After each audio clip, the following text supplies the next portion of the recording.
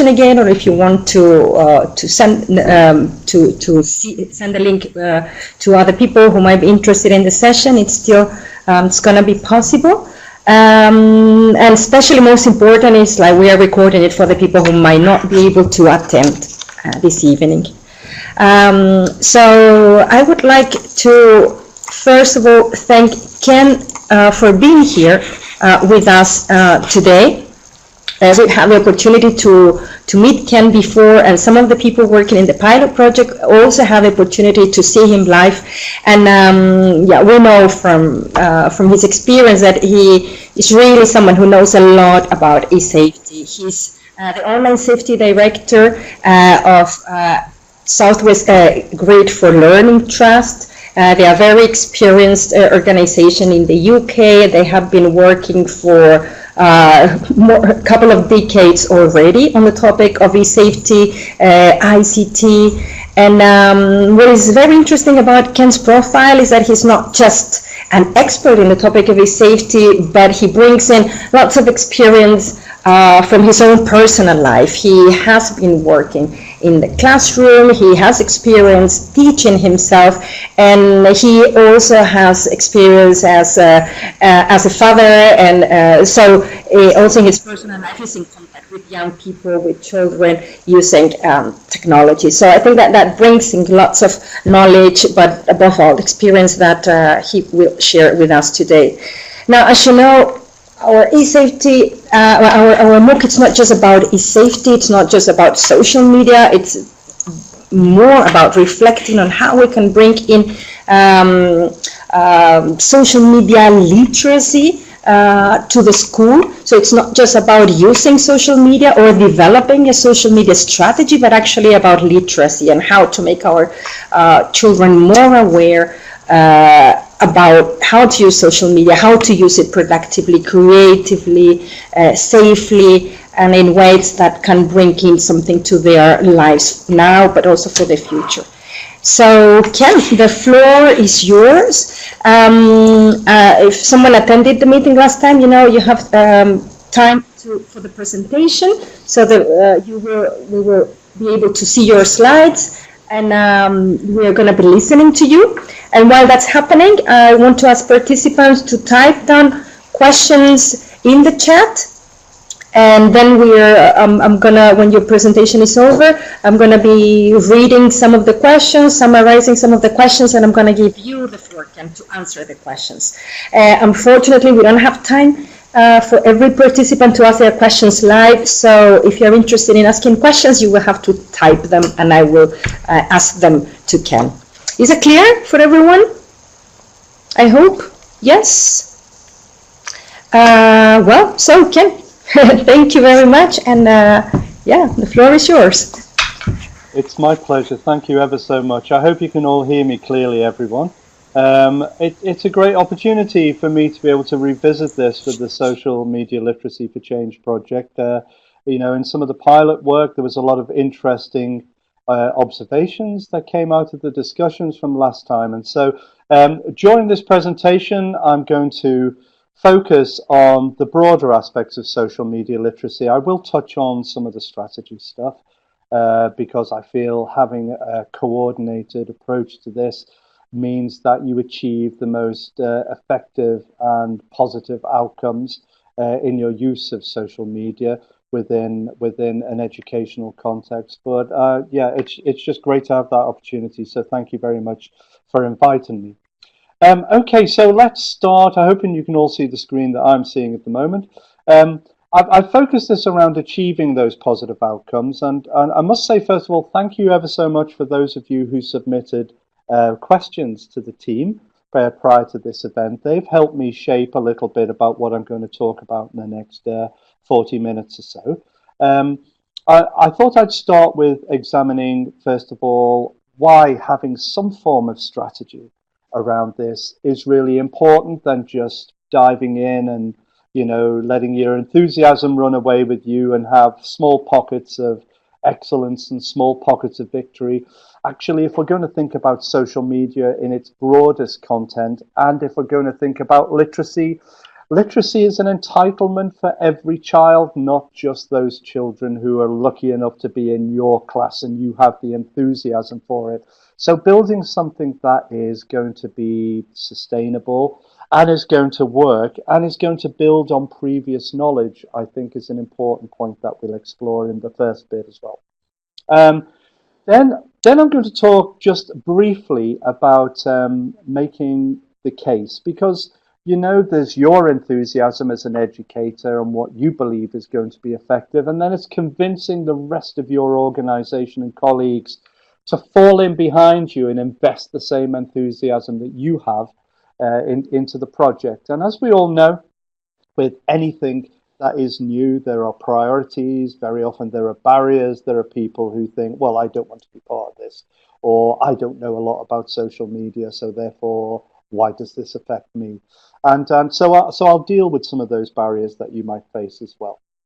And then we'll look at perhaps just briefly some of how social media can support teaching and learning, because that isn't always as obvious as it's made out, and I think particularly how children use social media and how we expand their experiences and their literacy, not only while they're with us within the classroom or within school, but also beyond, how they can continue those messages while they're using social media, both at home, at the weekends, with their friends, and indeed with their family.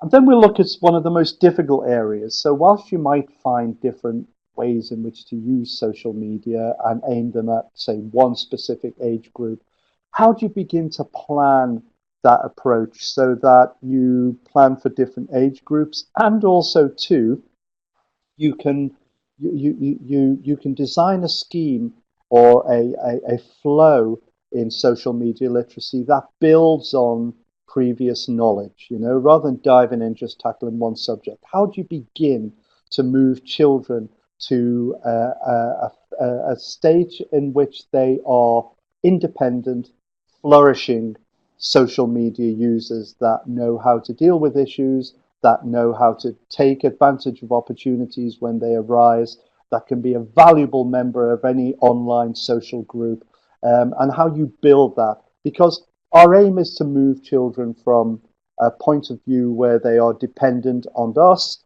to a point where they are independent users of technology. So we'll look at that. And then we'll wrap around a little bit around what are the features of a good program in terms of safeguarding children? What are the features of a good safeguarding strategy when applied to online technologies that will allow children to be safe? So that's what we're going to cover in the next 40 minutes or so. I'll happy to answer as many questions as you want to fire at me towards the end. So I hope that meets with some of you who asked these specific questions. So thank you for providing those to me. Okay, let's begin. Why is a strategy important? Well, you want some consistency in how you approach this. And I come back to that point I made, that while your enthusiasm might drive your own experimentation with this, if you're going to do something that's going to meet the entitlement of every child within the environment or the organization you're with, then it's really important to be able to define that as a clear rationale. Now, there's no one easy answer to this. You've got to start with, well, what do you want to achieve with it? What are the outcomes that you're hoping to achieve by creating a social media presence for the children with whom you engage, and also to develop their literacy? Do you want it to improve achievement so that they become better learners and they can use social media to seek out information, to research things, to meet people with similar interests of theirs? Do you want to give children a much broader and more effective experience with social media than just, say, their engagement with Snapchat or WhatsApp or whatever the latest social media platform is? When we look at things like, I suppose, the latest ones that children engage with, so I guess many of you will have heard of TikTok as a platform. That's a platform that was formerly Musical.ly, which is now being bought by a Chinese company and rebranded TikTok, that whilst it presents and frightens us with many issues, it's a marvelous sandbox for creativity. So how do you expand and make sure that children get the best experience from both the technology and the services that they use? Is it to change attitudes? And I'm thinking about the attitudes of children and young people too. We know that from various studies, one of which we'll share a little bit later, that children's engagement with social media, depending on their attitude and the behaviors they exhibit on them, have quite a significant impact on a young person's mental health and well-being. And this is becoming, we're beginning to see more and more research around this, how certain platforms accentuate issues around self-image and identity, or relationships, or how you look, or how you're supposed to look, etc. So, is your social media literacy strategy to be able to impact on attitudes? Do you want to improve resilience in children and young people so that not only can they gain benefits and positive outcomes from that, but also, can they deal with issues on their own? Because, at some point they're going to be independent, free-thinking adults, and we want to build a set of strategies that will allow them to be able to sort out issues for themselves and deal with them in a way that's going to end up with positive outcomes for them too. Or is it about collaboration? Do you want to use the marvelous and outstanding reach that social media has to be able to collaborate with people who have the same views as you, people who have the same interests, people whose skills you want to draw on? So there's a whole plethora of outcomes. It needn't be any one of these, it could be all of them, but making sure you've got some clear rationale about what you want out of social media in an educational environment is important. Also, too, it's important to think about who this is for. We talk about developing social media literacy in students, but also there are a lot of advantages in developing social media literacy in staff, with the staff who are better prepared, better developed, have a deeper knowledge and understanding of social media themselves. They're in a better position to themselves be able to exploit that on behalf of children in an educative way. So, bringing staff alongside of you, and then too, if you really want to affect social media literacy change, then you want similar and consistent messages being given to children no matter where they are, and that includes at home. And that's always really difficult because it's hard, number one, to engage parents sometimes in this, particularly if parents themselves aren't great social media users.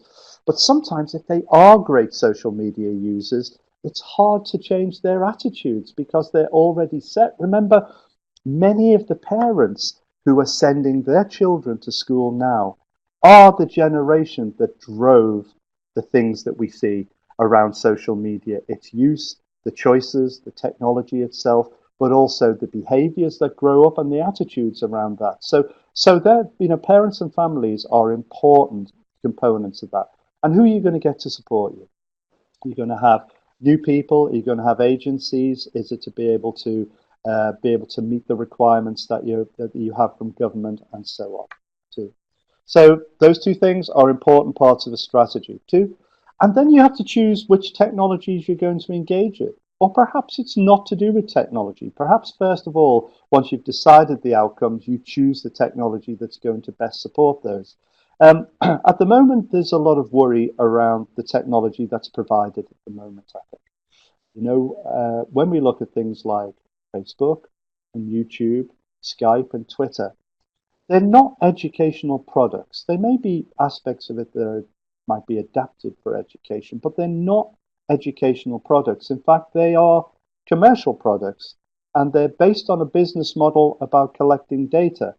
And that sometimes acts as a barrier to people to engage with them because it thinks actually we're encouraging children to, or indeed the school as an organization, to use technology that is based on dubious business models about collecting data no matter what, that have huge quarterly profits. How can we offset that against using it in an educational context? Well, I think you pays your money and you takes your choice on this, really, in terms of what the outcome is. I think something that's really been an interesting development since we last looked at this is that here in the UK, we have a government initiative that the rest of Europe is carefully watching. We have an online harms bill that is designed to regulate how these industries operate. First of all, within the UK, but those of you from Germany and France particularly will know that those governments also are lining up to apply the same regulation around those technologies. And they mean regulation to make these technologies a much better, richer and safer experience for children. So perhaps some of those problems might go away because they're in the process of being regulated too.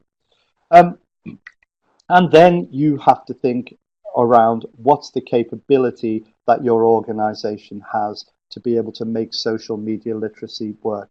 And you've got a better idea of what those demands are going to be if you think it out, first of all, if you develop that strategy. So is there time to be able to do this? What's the priorities that you have within your school currently? Do other things take priority at the moment?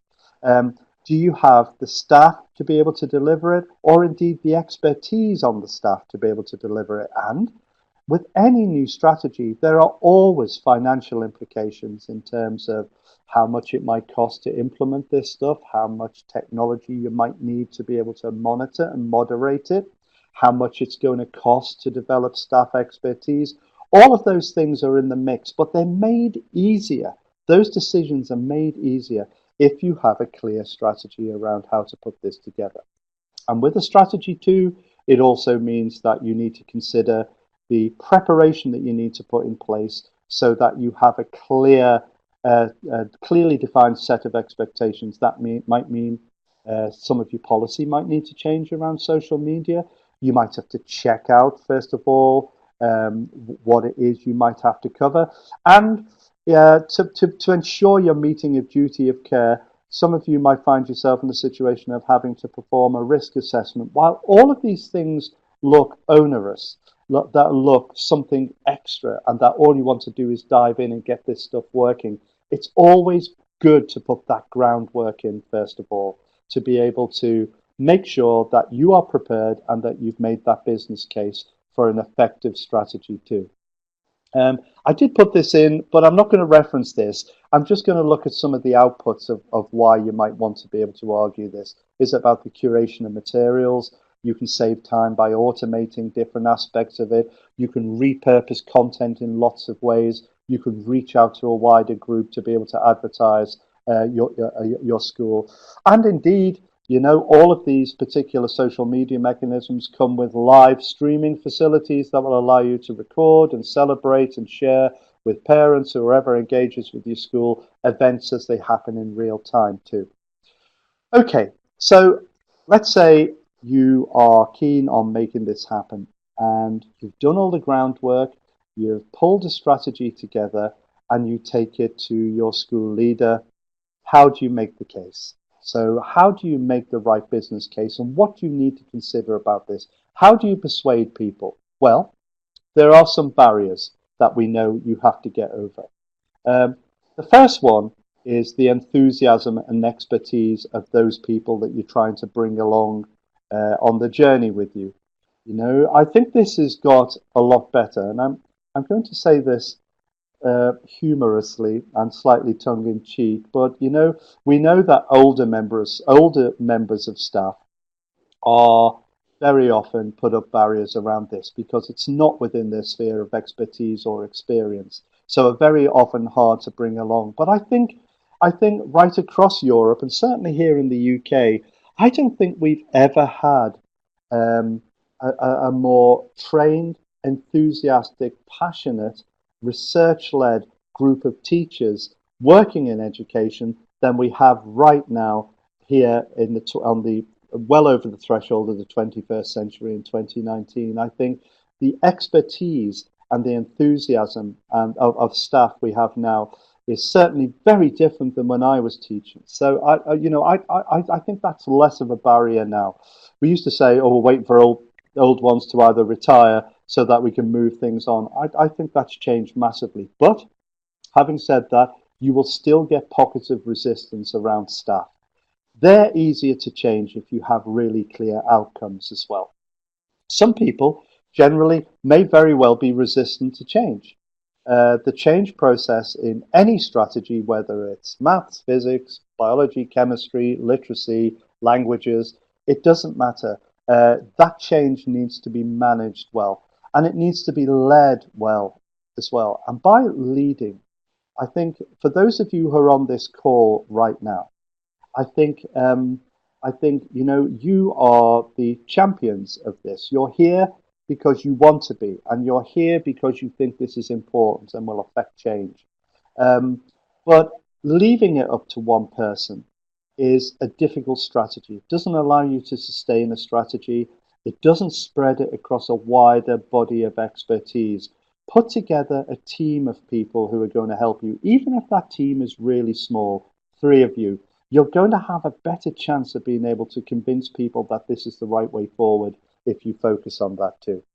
Some people don't like technology, and there may be barriers because the technology and the discussions around it, for the arguments I mentioned before, some people will say, well, these are commercial mechanisms. We should be using educational mechanisms, and if you've got educational platforms to do this, great. But the reality of this is that children are not rushing home to get onto your platforms. They're rushing home to get onto Snapchat, Facebook, WhatsApp, TikTok, the rest of it. So that's where your audience is. So capitalizing on that technology, I think, is really important too. There may be other priorities within your organization currently at the moment that are taking precedent over this. I think the case you make for this is in the title of this presentation. This is literacy. Literacy is a key entitlement, whether that's access to language or access to anything else. You need to be literate to be able to make the most of your learning. And that also includes the opportunities that technology can offer. If you're not technically literate in this day and age, you are at a distinct disadvantage, either as a teacher or a learner, to be able to promote, to celebrate, to research, to propagate your work. And so if we talk about this in its basic form, that this is a literacy, everybody should have a title to literacy. So that should have the same priority as all of the other key areas in which we educate children. So driving that. It may be that somebody said this is going to be too costly. All right, well, if there are cost implications, start small. Take those aspects of your strategy to be able to do the things that you can do within the budget that you've got. It's still possible. A lot of this stuff can be driven on enthusiasm with very little money at all. The really good projects are sustainable because they have investment, both financially but in people's time too. They'll be the main barriers that you face. They'll be the main arguments that you face. But again, the best way to be able to make that business case is to have that strategy in place first of all too.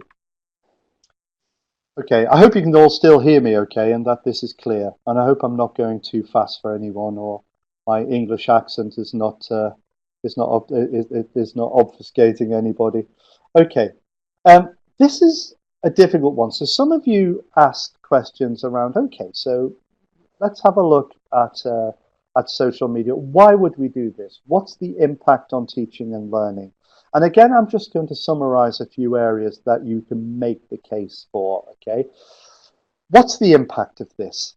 Okay, well, it depends what you're doing. So it depends what the outcomes are that you're aiming for. But here's some examples that I know make a difference and impact on both teaching and learning.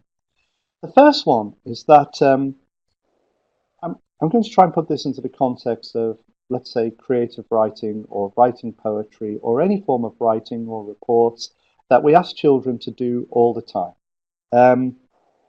So very often children will write based on the tasks we've asked them to do.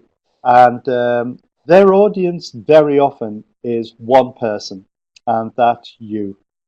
When they do really well, and they're driven to do well, we might print it out and put it up on a wall, and then that will be viewed by the other peers and children in class, or a few more people who pass along the corridor and view it.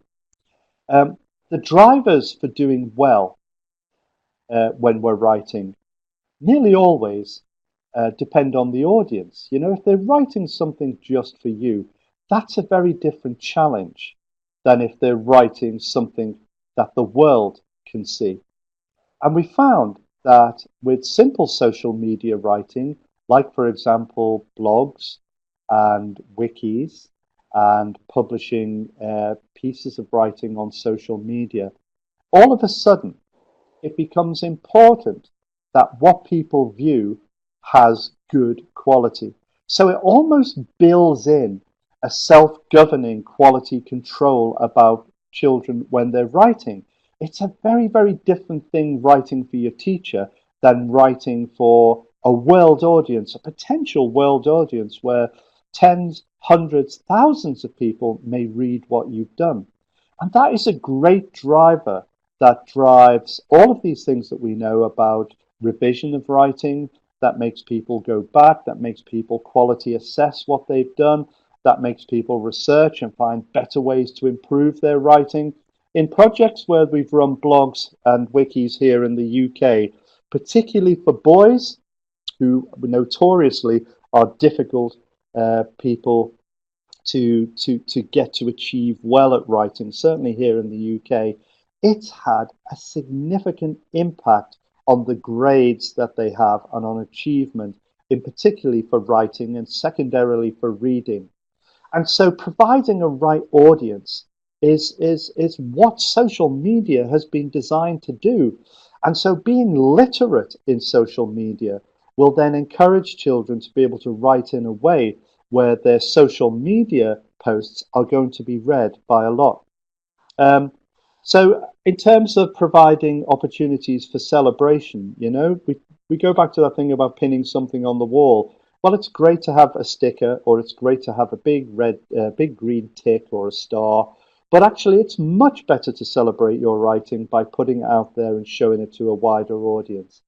It may be that, you know, for in terms of achievement and teaching and learning, that you want to improve the engagement and reach of what children do, or indeed what you do as a teacher. One of the greatest routes is by using, you know, for teachers and other professionals, that is that if you've got a particular passion about a certain part or particular expertise around a certain part of your role, you will find other people with similar passions and similar interests. The educator, Sir Ken Robinson, who many of you have seen speak on the RSA talks and TED talks, talks about finding your tribe. You know, that works for children and young people as well as teachers. Finding your tribe as a teacher and finding people who think like you and can advise you and who have ideas like you and can inspire things in you is a valuable thing in terms of teaching. So developing your own social media literacy as a teacher enhances your own professional expertise. I often say, you know, something simple like Twitter and following the right people on Twitter is the best piece of professional development that you'll never buy. It's free, you know. And so building that social media presence and using it to be able to expand and develop and enhance your own teaching is an important route. And two, gives you a direct route right into professional networks, other professionals. So it does extend your engagement as a teacher. It does extend your reach. It does put you into professional networks that are very, very difficult to achieve within the physical world because it costs money to release you from class. It costs money to go on courses. Well, actually, you could get a really enhanced professional development program for free by engaging on professional networks too. The impact too on reporting routes, I'm going to leave that and talk about that a little bit later on when I talk about gaining ways that intelligence flows towards you too. So yes, does it have impact? That's an argument that you'll have to convince other people of, but we know through research and anecdotal evidence and case study that yes, it does have an impact on teaching and learning as well. We talked about literacy beyond the classroom.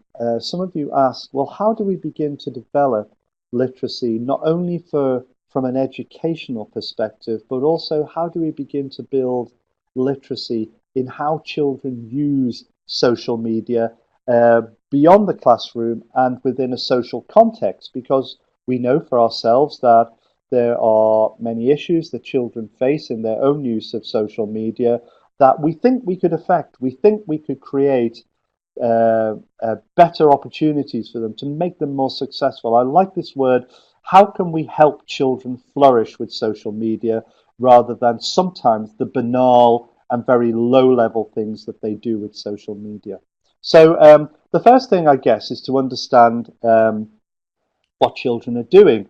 Now, I tried to dig out some European-wide data, but it was very difficult to find one for every single country. I know we've got colleagues from Turkey here, from Germany, from all over the EU. So I'm going to use a UK example, and this might reflect what you already know. There may be one or two differences, but we know that children use social media.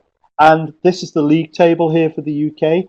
And surprisingly, even though we think children aren't on Facebook anymore, they are. They're still using Facebook. And the reason excuse me, the reason they use Facebook is because their families very often are on Facebook. You know, the biggest demography signing up to Facebook at the moment are 45 to 55-year-old women.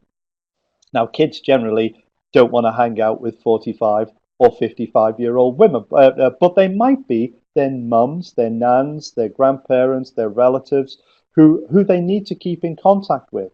But we've seen this whole field disaggregate. So children don't just use one platform, they use lots of platforms. And that's based on context. It's based on what they want to do and through what set of behaviors, through what and to what audience and through what media. And actually, whilst that may vary depending on whether they're on Instagram or Snapchat or WhatsApp or Twitter, whilst that might vary, actually the behaviors and the way we can underpin those literacies has a common thread through it. We can see here that while 12 to 15-year-olds are using all these platforms too, actually we're missing out this huge chunk of children who use these platforms, 8 to 11-year-olds. Now, that causes us a bit of a dilemma, doesn't it? Because we know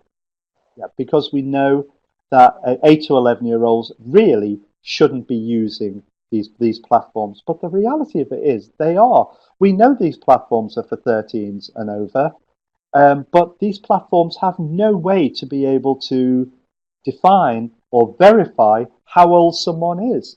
And we're missing a trick here if we don't start early with social literacy, social media literacy, with that younger age group. This is no longer just a teen thing. This is a societal thing. And so therefore, even very young children, in the way they engage online, need that literacy to be able to navigate this environment, which, let's face it, was never designed for children. It was designed for adults and teens. It was never designed for young children, and yet they're using it. You know, a lot's changed. Oh, sorry, I'll just hop back to this. Something we know here in the UK, and something too that you might find in your own country, is that the biggest demographic at the moment, the ones who are adopting technology the most rapidly, are not 12 to 15-year-olds, are not 8 to 11-year-olds, they are 3 to 4-year-olds.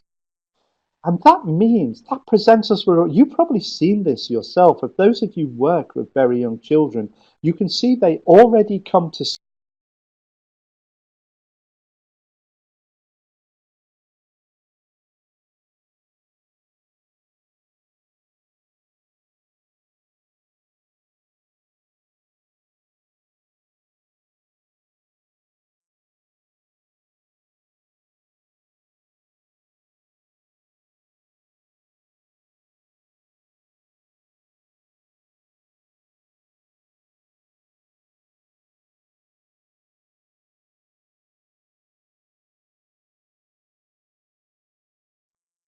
Hello, my name is Susanna. I work for EUN. Can you please let me know whether you can hear me? Hello? Yeah. All right, if you bear with us for 2 seconds, I will just get back to Ken to connect again. We really apologize for these inconvenience.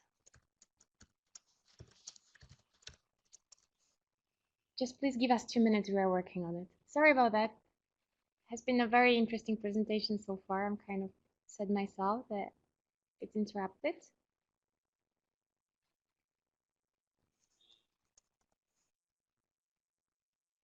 And in the meantime, you can, of course, think of the questions you want to give to Ken, because after his presentation, there is going to be a question and answer session.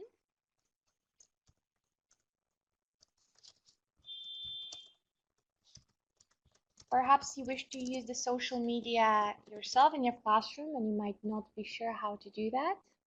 So you can address that topic as well. And we are waiting currently for Ken to re-enter the room.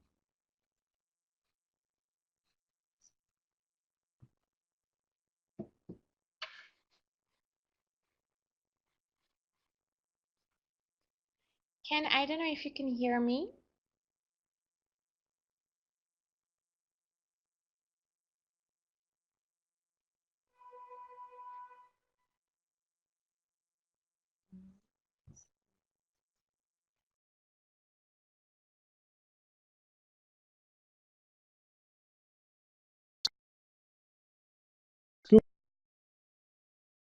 Cool.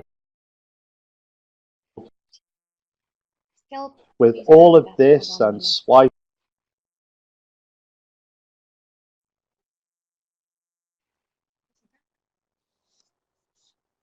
It's freezing.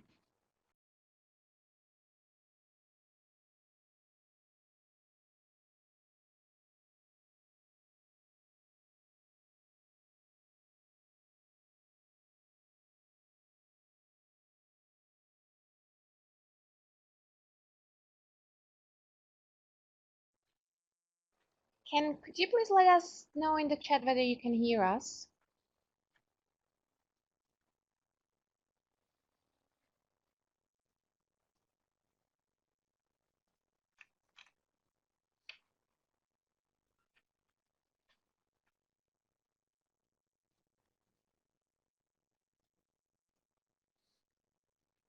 We are looking for Ken, for our presenter. He needs to re-enter the room again.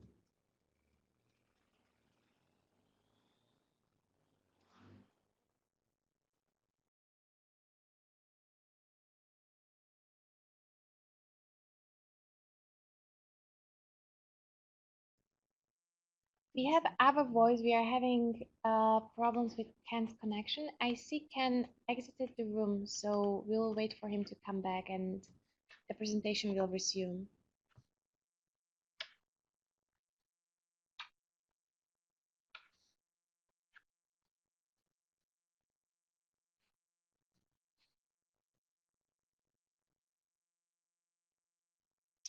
I see the message, no image. Can you though see the slides still?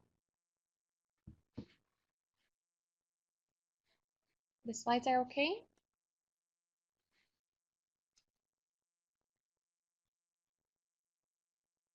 And I see Ken is back. So Ken, I'm making a presenter. You need to again turn on your microphone and your camera.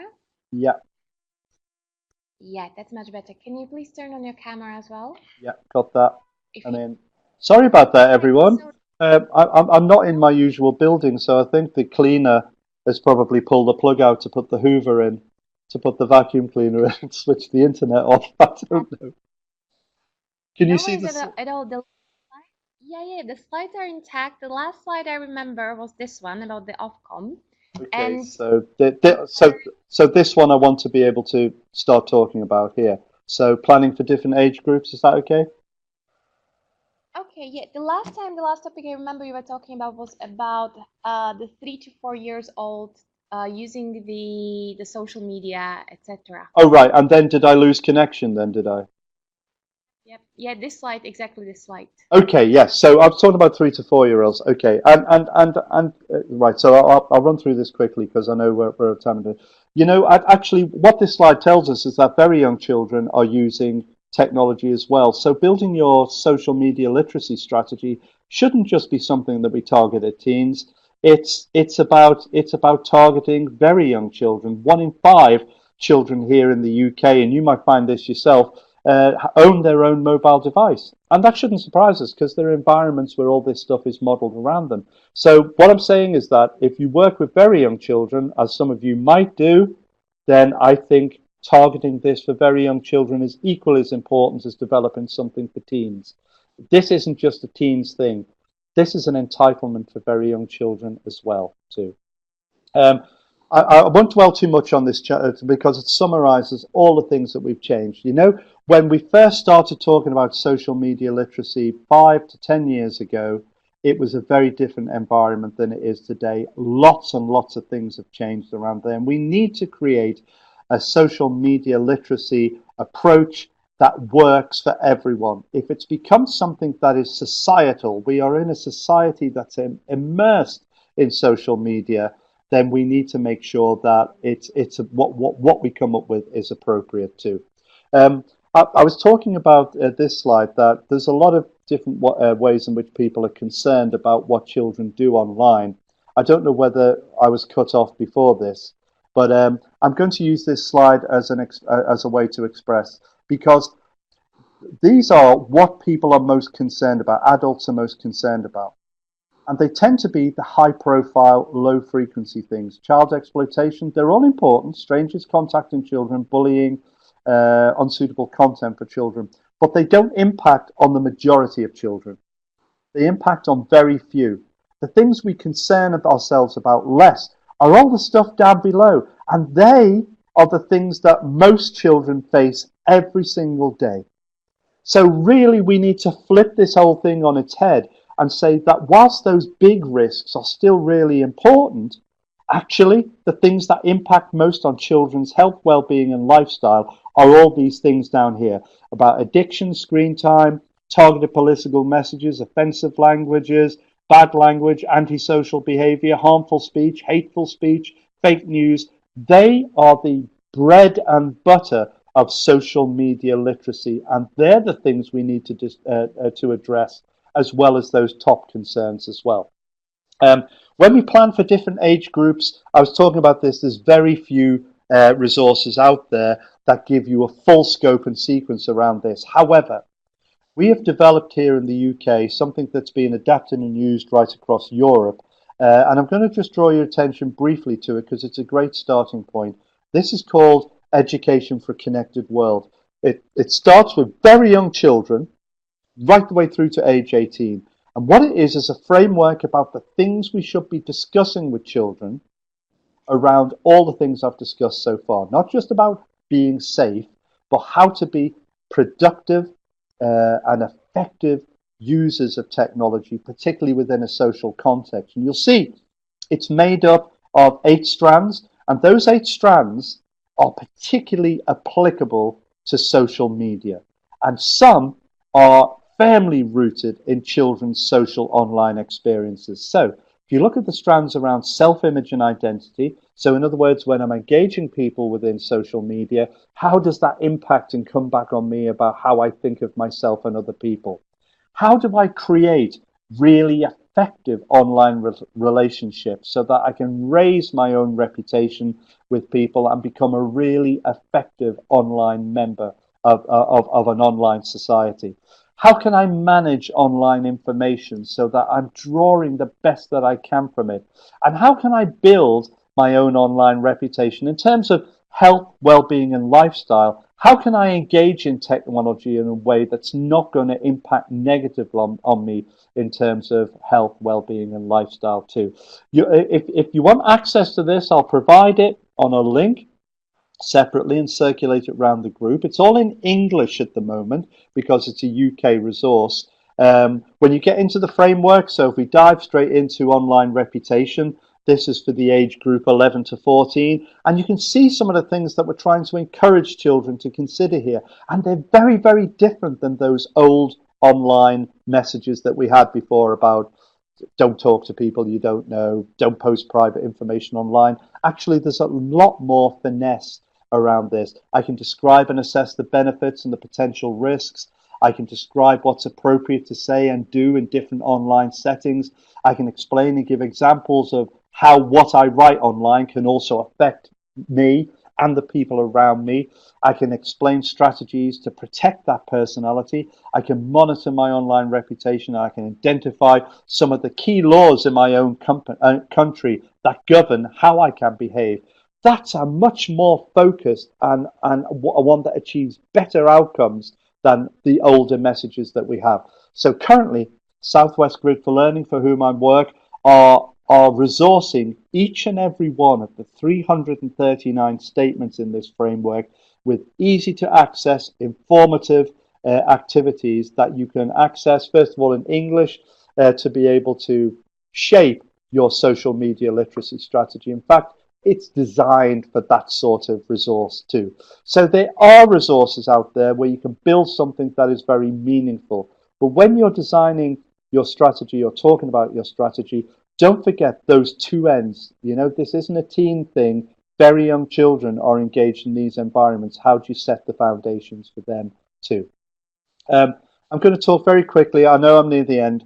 About keeping children safe. I think people fret about this and think it's a very difficult thing to achieve. It isn't. There are some key features of how to effectively manage children's online safety. And very quickly, I'm going to run through them. Okay. The first one is this is not one person's job. This is everyone's job. This is safeguarding. It isn't just those who like computers or are good or have an expertise in computers. This is safeguarding. So spreading the ownership gives you a way to sustain good practice, but it also gives you consistency, that if everyone's part of it, then the response children are going to get are consistent. I spoke before about reporting routes. Okay, what this means is that providing really effective. So it comes down to how can you keep children safe if you don't know what's going on? You have to provide the right routes for them to tell you stuff when it happens. And that applies to social media too. If they're having issues on social media, wouldn't you want to be the one to help and support them, whether you're an educator, a mentor, or a parent? And yet very often they feel they have to deal with this stuff on their own. Provide those right routes. It might be one person to whom they can go to. It might be an online way of reporting. It might be an anonymous route. It might be a route through their own peers. You know, so peer mentoring routes, very valuable. Policy is important, so making it really clear about what your expectations are, but it's also important to communicate that. Family are the key. If you want consistency in the way children behave, then families need to be online with you and supporting you and need to be able to be repeating those same messages at home. That's why engaging parents is a vital component of it. This stuff does not happen unless you teach it. So education, and good education, not just a one-off assembly or doing something for Safer Internet Day, building this into what you already do, this literacy into what you already do is important. Staff can't make this happen if you don't give them the right training and development. We need to provide safe spaces for children to be. So whatever you're doing needs to be moderated. So if they are using social media, they need to be safe spaces. And two, consistently, you need to look at what you're doing and seeing if it's making a difference. If it's not making a difference, change it or do something else too. They're the key components of keeping children safe online. I know I haven't covered all of your questions there, and it's been a real mad dash through all of this stuff. But I hope that's been useful to you, and I know you can have this presentation. And also too, I'm happy to take questions now, but also I'm also happy for those of you who are interested in following this up or want some more information about it to contact me on my email address, which I'm happy for Veronica and Mona and Susanna and the team to share with you all. Thank you so much, Ken. It was really useful. You gave us lots of interesting tips as well. And I would like to invite the audience to ask questions. I see some people are already typing, and I'm curious about their questions. But while we get their questions, I would like to ask you one question that I'm usually asked by different teachers, and it's we all know that developing social media literacy, not only social media literacy, but media literacy, but also working around online safety is a shared responsibility. But many schools seem to struggle to engage families, to engage parents more actively. Many times they said, well, we've organized a session, but nobody came. Or very few parents show up. Or the ones who came are exactly the ones that we are not targeting.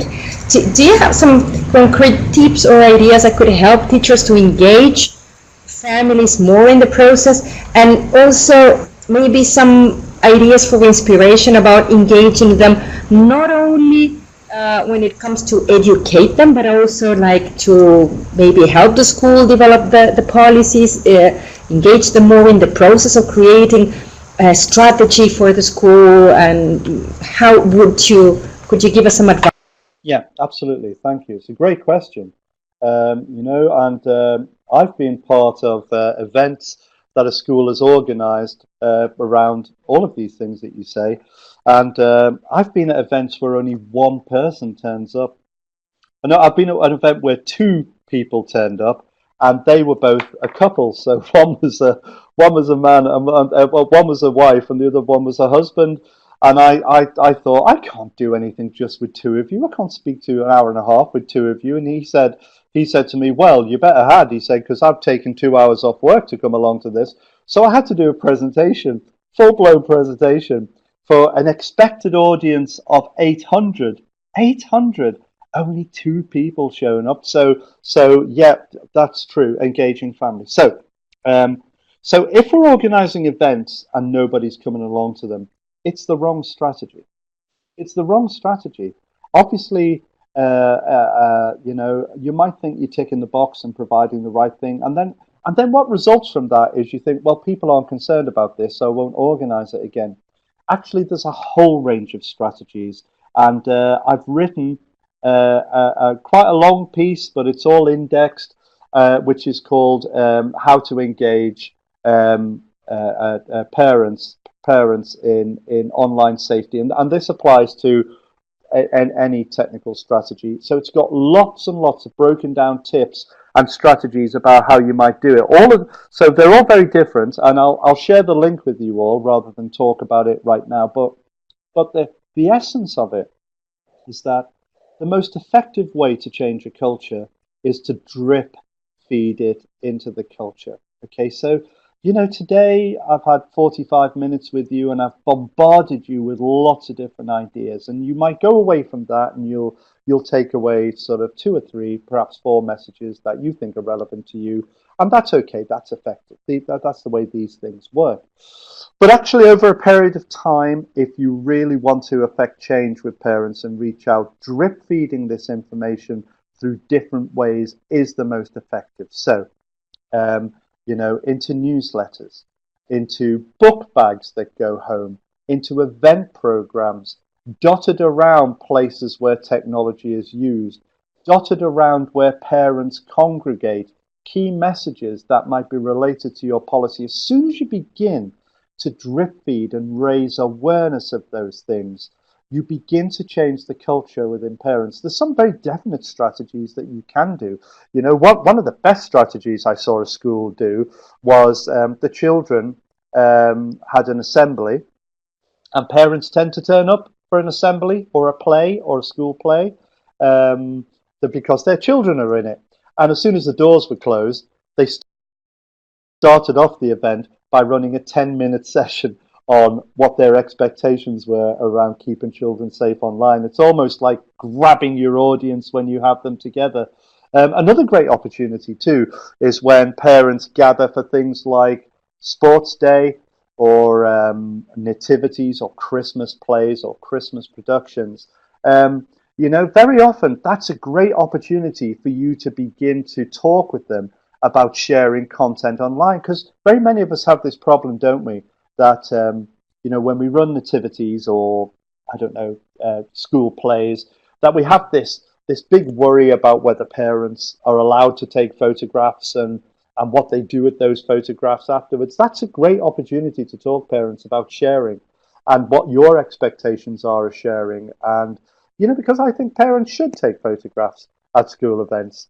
It's what they do with them afterwards that's the important thing. If they just use them for themselves, that's fine, isn't it? The problem is the issues come when they move them onto public forum. So you give yourself an opportunity to be able to talk about these things in lots and lots of different ways. In terms of engaging, having parents feed into your strategy. Do you remember right at the beginning we talked about this not being driven, these strategies not being driven by one person, that you put together a small group. Well, why don't you make one member of that group a keen parent? A parent who can feed in and give their point of view and shape the outcomes that you have. Then you're tapping in, starting with one parent is really important, particularly it's a parent who represents other parents as part of a sports team or a parent-teacher association, or indeed as a parent governor or as a parent that's active within the school. That's always a good start. But I know trying to hit this with a one-off event, very often it's after school, when parents are tired and they've got home from work and it's very hard to get them out of the house and away from the TV to come and sit in a drafty school hall for an hour listening to, stuff around it. Also, the other thing I'd also say, it's how you brand this. Who wants to go along to a session on safety? Or who wants to go along to a session called exciting social media use or how to get the best out of social media or be a social media savvy parent? It's how we brand this stuff. Very often we're stuck in the past around shock and awe. We need to accentuate the positive too. I'll share a link with that article for you. Again, it's in English, but it gives you lots and lots of different strategies about effective routes that different schools have used to be able to make that connection with parents. So if it doesn't work in a meeting, it's the wrong strategy for your parents. Funnily enough, go on, Corish. Thank you very much. I think that was very useful, but we're really looking forward to get your link, because that can inspire other teachers. I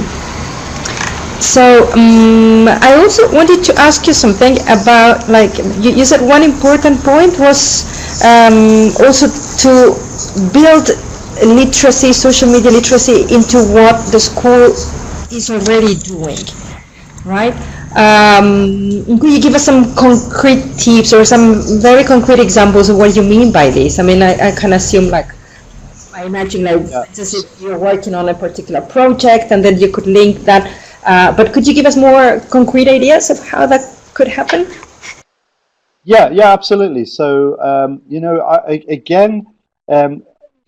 creating a separate curriculum strand called social media literacy doesn't often work because teachers may see it as something else they have to do and something else they have to teach, and to a certain degree it sticks it in a box that doesn't seem to link with anything else. So teachers will think, oh, it's Thursday and it's 3 o'clock. It's time for social media literacy, and that's an hour that doesn't have the full context of how it is. We encourage people, and particularly through that resource I shared with you, which is Education for a Connected World, that's designed to be generic enough to be woven into other areas of the curriculum where you're teaching this. So, for example, if you think an important part of social media literacy is your ability to be able to critically evaluate content, so to spot fake news, to tell the difference between opinion and fact, to be able to know what gaslighting is, or to be able to know what mine's gone blank. I'm trying to think of the different types of fake news. Oh, hoax, or trick, or satire, or comedy, or propaganda. All of those things. All of those things are a really important component of assessing modern online content in social media, and yet they fit perfectly and can be woven into when you're talking about language or your own literacy around, how I tell the difference between fact and opinion when I'm doing a history lesson, how I can tell the difference between propaganda when I'm doing a history lesson, how I look at the influence of propaganda and how it's influenced historical events. So there are lots of different ways and other things that we do within schools where some of these things are much easier to weave in together. If we're looking at behavioral stuff from social media literacy, like bullying, trolling, all those things, and strategies for dealing with it, that fits in perfectly with a behavioral or pastoral curriculum. It doesn't have to sit out on its own as social media literacy. But what it might do is enhance other areas that are already happening. It takes good curriculum planning and a good understanding of the subject and also a framework on which to base it. That's why I think frameworks like Education for a Connected World are more than just online safety or about technology. The connected world is that world in which we all inhabit, and that's the bit that's important. So weaving those into the curriculum and bringing other curriculum leaders on side to work with you to give opportunities and to be able to identify opportunities to weave those things into, when they're most appropriate in other subjects is a great way to start it. That gives you something that's a lot more holistic and has a better, more cohesive chance of getting those positive outcomes that you're looking for. Thank you so much, Ken. And if I don't think we have too many questions, so I think you've covered pretty much the questions that we had collected from participants and sent to you. So I think it's a good opportunity to round up. And but before finishing, I do have a last question that was also something that was asked by some of the participants, and then it has to do with the development of policies. I mean, building a strategy for a school is much more than developing a social media policy at school, but it seems that it's a very important element of many strategies. Many schools decide, okay, we are going to try to incorporate social media more, increase social media literacy, but then we don't have clear rules about how to go about it at school. Do you have any recommendations about building a social media policy at school? What would be the most important elements that teachers should keep in mind? So I think this is easy to answer. I could run through what all of those things look like, but I would suggest people don't reinvent the wheel by trying to start from scratch. I would say stand on the shoulders of giants, go and find good social media policy templates and social media policy that already exists, and then adapt it mainly by subtraction. So take out the bits that aren't relevant to you. I think, starting from scratch and trying to think about this bigger picture is really hard when you're starting out. And you don't want, whilst that stage is important, you don't want it to suck out all the passion and enthusiasm or your ideas that you have for implementing this. So yes, I agree. Policy is important because it underpins the whole reason and philosophy around your strategy. But go and find some policies that already exist. Again, I can provide you with links to be able to go and find a typical policy template. It will be in English, I'm sorry, but you can adapt that. And then the bits that you subtract will be the bits that you don't want. And the bit you can add is the stuff that I talked about at the beginning. What are your outcomes? What do you want from this? And put those in as your objectives for the whole policy. And a lot of people have been down this path before you. You don't have to start this from scratch or think, oh my God, I've got to do a policy. This is going to take ages. as I said, stand on the shoulders of giants who've done this before you and go and adapt what's right for your organization. And I can provide those links for you as part of the follow-up to this MOOC. Oh, thank you so much, Ken. That would be very, very useful. I totally agree with you. We've been recommending teachers all the time different kinds of resources. It's best to use what is out there, what is already good. They don't need to create everything. And it's difficult. It takes time, and there's so much out there. But many times they don't know where to find these resources. So it would be great if you could send us the links, and we can share them with all of them. And wow, thank you so much. It was a great session. I think we learned a lot, and it was also very, very practical. So that's what we needed. So thank you very much, Ken.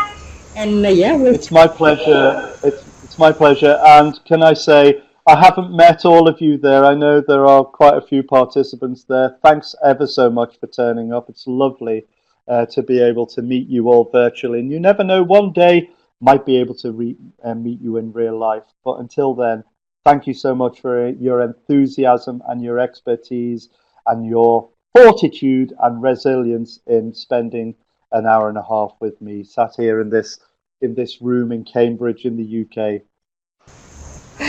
You're welcome, and well, good evening to everyone. And feel free to keep on asking questions, comments on our Facebook page, on all the platforms that we have for you. And well, we hope you all learn something new and that you enjoy the session. Good evening. Bye-bye. Bye, everyone. Bye-bye.